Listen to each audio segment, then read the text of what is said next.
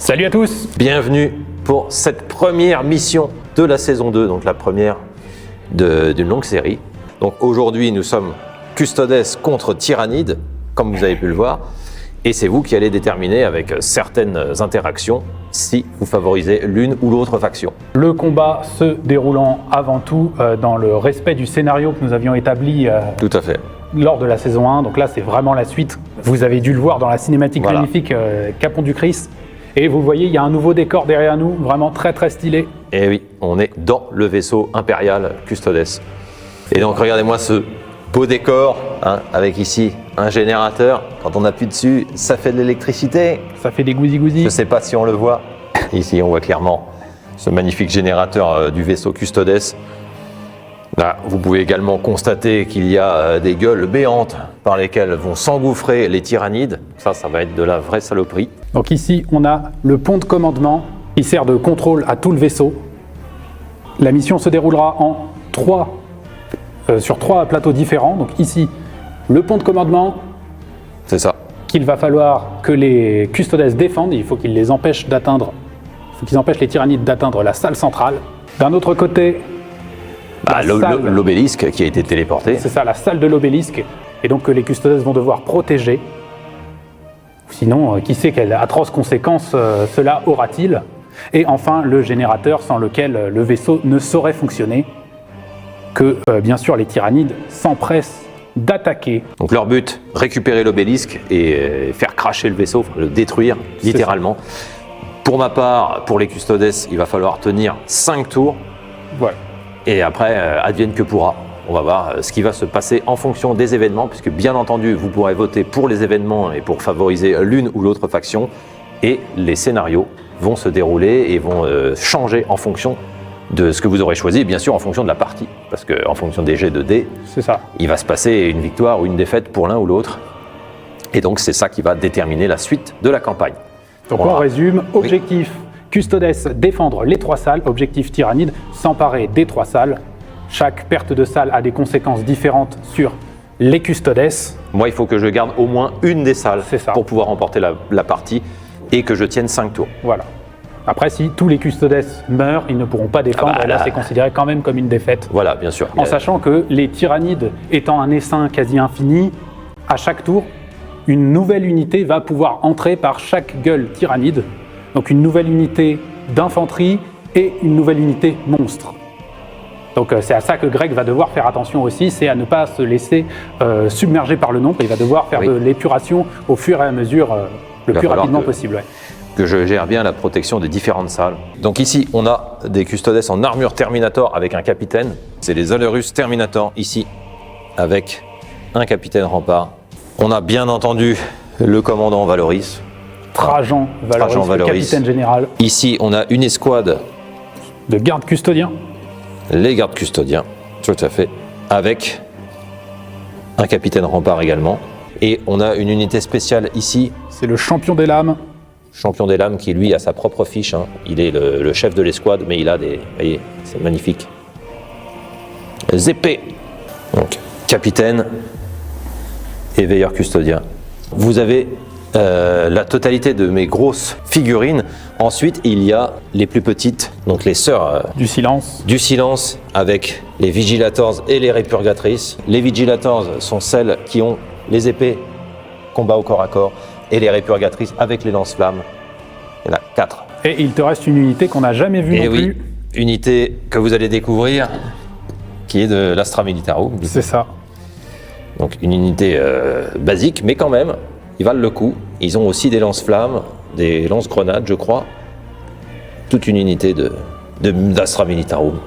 Ils étaient là pour assurer la sécurité du vaisseau, évidemment. Ils vont fièrement servir sous les ordres des Custodes afin de repousser l'envahisseur et de purger du Xénos. Donc vas-y, présente. Première unité, le Psychophage. Donc une unité qui tire de l'acide par ses cheminées tout à fait dégueulasses, avec une gueule béante et de multiples dents.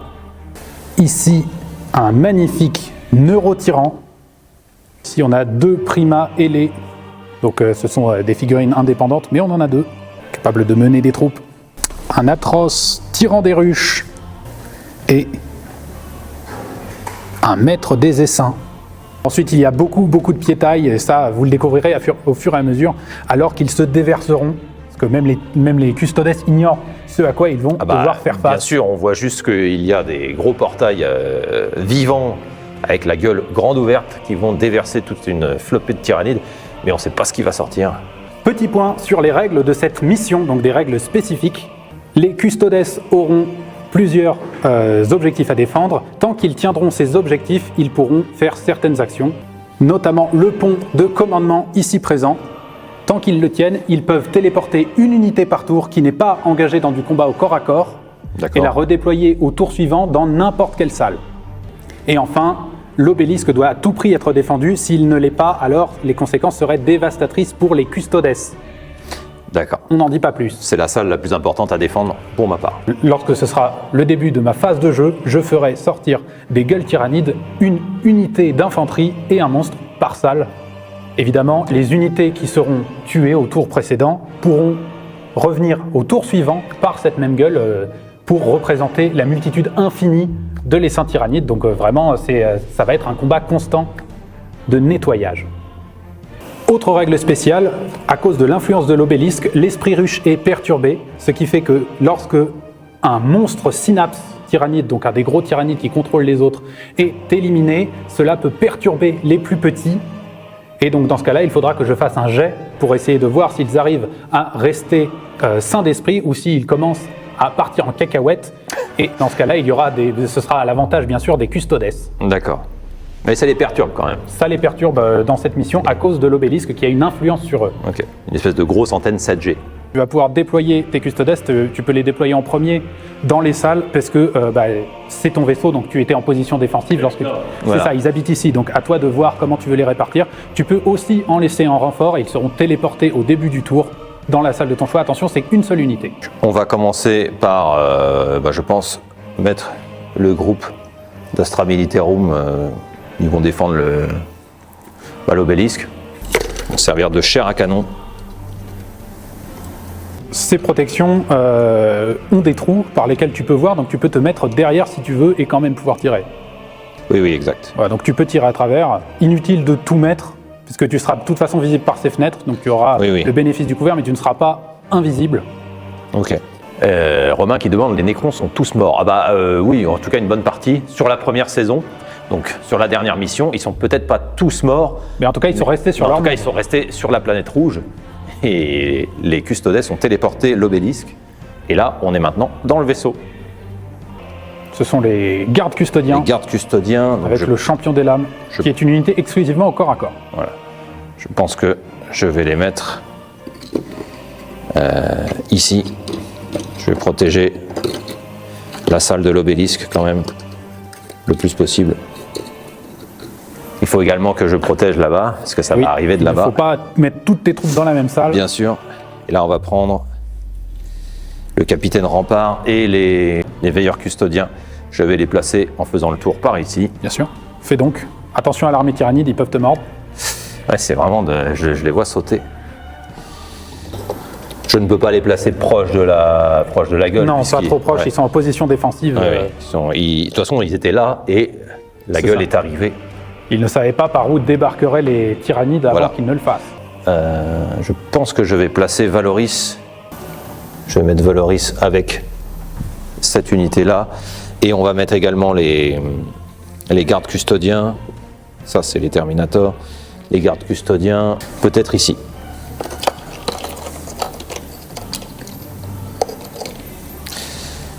On va placer nos répurgatrices. Elles ont 12 pouces de portée, je crois. Voilà, donc là, si tu te places devant l'escalier, tu peux avoir une bonne portée pour tirer sur tout ce qui va arriver par là. Et on va les mettre devant. Si jamais il y a des tyrannides corps à corps qui arrivent. On va défendre avec ça. J'espère que ça tiendra. Je vous rappelle, il faut tenir 5 tours. Donc premier tour des tyrannides, phase de renfort. Ils vont débarquer en masse. Donc, on va commencer par faire arriver une bonne vague de Genestealers. Donc, ils débarquent par la gueule. La gueule pour attaquer la salle de commandement. Et dans cette même coursive, je vais placer un parasite de Mortrex Oh merde. pour les mener. Enfin, il n'en est pas le meneur, mais il les accompagne en tant que personnage. C'est ton monstre du coup? C'est le monstre de cette salle. D'accord. Salle de l'obélisque. Nous allons déployer un neurotyran ici, avec ses petits neuroloïdes, lui servir d'escorte des petits neurogontes ici présents. Et pour le coup, il les mène. Donc tant qu'ils ne sont pas éliminés, il est protégé. Oui. Et pour la salle du générateur? Pour la salle du générateur, on va placer un Prima Tyrannide ailé et des nuées de voraces. Tu as fait ton placement. J'ai fait mon placement, maintenant il va falloir agir en conséquence. Et je vais commencer par la salle de l'obélisque. 6 pouces de déplacement. On va se rapprocher autant que possible sans être à portée d'engagement.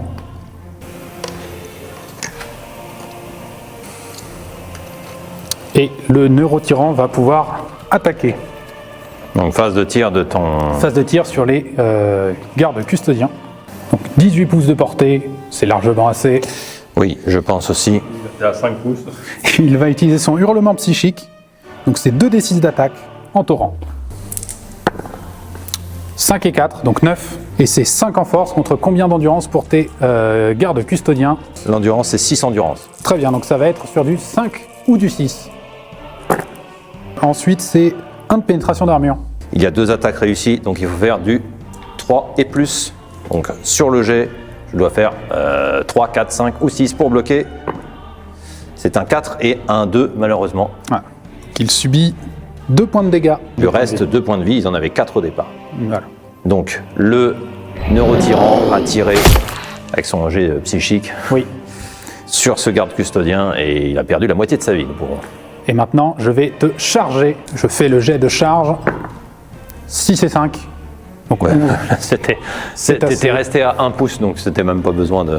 Bah, c'était pour être sûr que le neurotyran puisse faire la distance. Oui, Donc on rapproche cela. Et lui il celui-ci veut pas.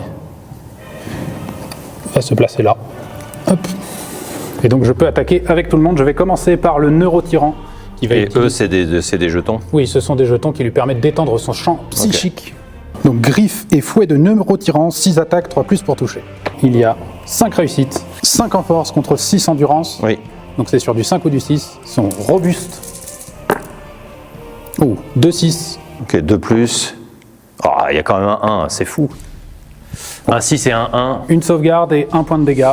Ce garde custodes reprend 1 point de dégâts puisque c'était celui qui était blessé. Oui. Autour des neurogons d'attaquer. Donc ils ont tous une attaque. C'est facile à calculer du coup. Donc 11 dés. Donc là, Ils ont 5. tous la même force, etc. Oui, oui. 4 plus pour toucher. 1, 2, 3, 4, 5, 6. 6 touches. Ok. 3 en force. Contre 6 endurance, Donc c'est sur du 6 seulement que ça va passer.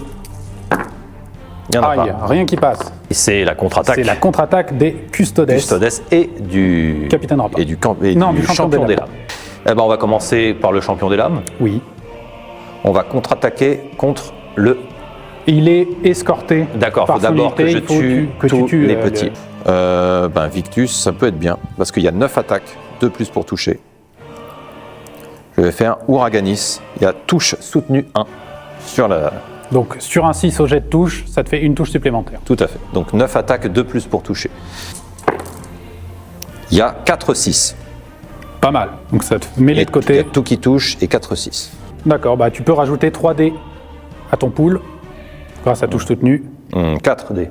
À 4 dés, d'accord. Oui. Force de l'épée du trésor, c'est 5 en force. 5 en force contre 3 endurance. Oui. 3 ou plus.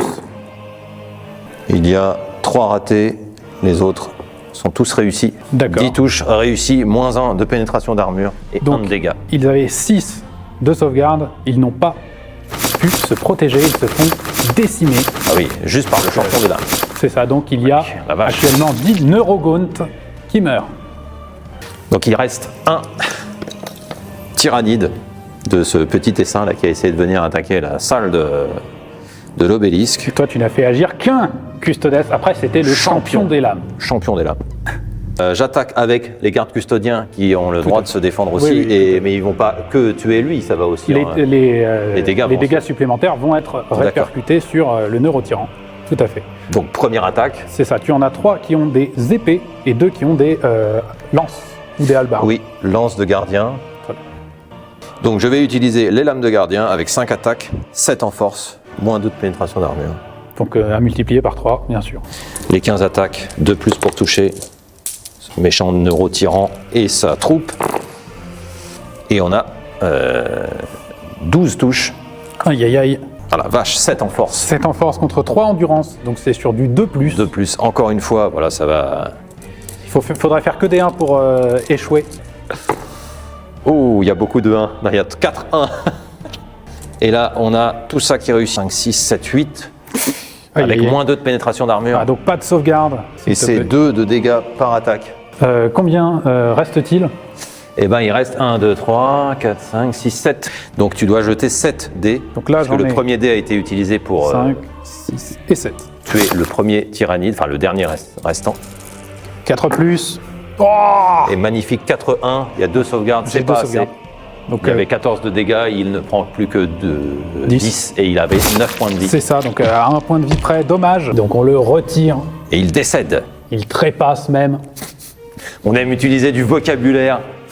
Et donc on va pouvoir maintenant passer au tour tyrannide de cette salle-là. Donc vous avez remarqué que nous résolvons les tours salle par salle pour éviter de se compliquer trop la tâche, à perdre la notion de là où on en était. C'est Tout à beaucoup fait. plus simple comme ça. Je ne rejoue pas un tour. C'est le tour des tyrannides de cette salle-là. Et Greg fera de même, choisir une salle, jouer ce qui se passe dedans. 12 bien, pouces ouais. de mouvement avec le vol pour le prima tyrannide ailé. Il va s'envoler pour se retrouver ici, prêt à se battre. Là, nuée de vorace, donc 6 pouces de déplacement. On va sortir la petite réglette pour mesurer. Donc ici, ça fait 4 pouces. Pour monter, ça fait 1 pouce et un autre pouce pour se retrouver là. Celle-ci ici et les autres juste derrière. Il n'y a pas beaucoup de place dans ce conduit, mais bon, ils arrivent par cette gueule-là qui s'est vraiment tapé l'incruste. Il va- Lui est déjà arrivé pour le prêt à la charge. Par C'est contre. ça, donc je vais faire une charge avec le prima tyrannide ailé et essayer avec les petites nuées voraces. Donc là, on voit que s'il réussissent une charge, Il faudrait faire au moins 10. ouais, une charge à 10, ça passe. 8, 8, c'est pas suffisant. à 2 pouces près. Et ben maintenant, pour le prima, Normalement, c'est bon. 8. donc 8, c'est assez clairement. Donc il va se jeter directement dessus. Donc il a une compétence guerrier alpha, tant que cette figurine mène une unité, mince, c'est pas le cas. Et agonie vengeresse, si cette figurine est détruite par une attaque de mêlée, si elle n'a pas combattu, à cette phase, jetez un D6 sur 4+, ne la retirez pas du jeu, elle combat et meurt après. D'accord. Mais là, c'est moi qui suis à l'initiative, donc j'aurais combattu. Si tu ne me le tues pas à ce tour-ci et que tu le tues à ton tour, Là, dans ce par cas-là, contre, ouais. j'aurai une chance. Et là, c'est à toi de faire ta phase d'attaque. C'est ça. De plus pour toucher, 4 touches, 6 en force, contre combien? 6 endurance pour les gardes custodiens. Très bien, donc c'est sur du 4+. Allez, on réussit. Oh, Oh bah, c'est un beau jet, ça. Ouais. Donc, 2, 6, 2, 5. touches. Ouais. donc je n'ai pas de mots-clés, hélas, mais il y a tout qui blesse. Donc j'ai 2 de sauvegarde, Et 1 de pénétration d'armure. 3 de sauvegarde. Du 3+. Oh voilà, là j'ai tout raté. Ah, c'est 2 de dégâts par attaque. Hein. Ouf. Donc il perd 4 points de vie, Oui, il est mort. donc c'est 2 dés ça. Ouais, celui qui a les... Là les deux meurent avec les... Et donc contre-attaque des custodes. Avec, il me faut le capitaine rempart. Oui, il a la lame de gardien. 7 attaques. Ouf, 2+ pour toucher. 7 attaques. Oui. Il y a un raté. Donc ça fait 6 Six touches. touches. Ok, donc c'est sur du 6+, 1 6. Et c'est 2 de dégâts par C'est attaque. pas assez, il n'a que 6 PV au total. 2, 4, 6, 8, ouais. Et donc le prima tyrannide meurt. Et les. Oui, et les. Entre le parasite de Mortrex et les Gene Stealers. Et on va commencer par le parasite de Mortrex qui a 12 pouces de déplacement et le vol. Il va s'envoler, donc 5 pouces pour se retrouver en haut. Ici. Et ensuite Il lui reste 7 pouces de déplacement, il va faire que 6 pour se retrouver là et pouvoir charger sur les Sœurs du Silence. Les Genestealers maintenant, donc 8 de mouvement, ils peuvent se déplacer ici, Ouais. vraiment comme une masse grouillante. Avec leurs gentils doigts qui veulent faire des chatouilles. Phase de charge du coup, je n'ai aucune attaque à faire à distance avec ces figurines là. Donc c'est parti, on va charger. On a fait 7, voyons voir si c'est suffisant. Pas sûr là. 7, non. 7 ça nous amènerait ici. Ouais, c'est pas assez. C'est trop peu, ils n'ont pas pu charger.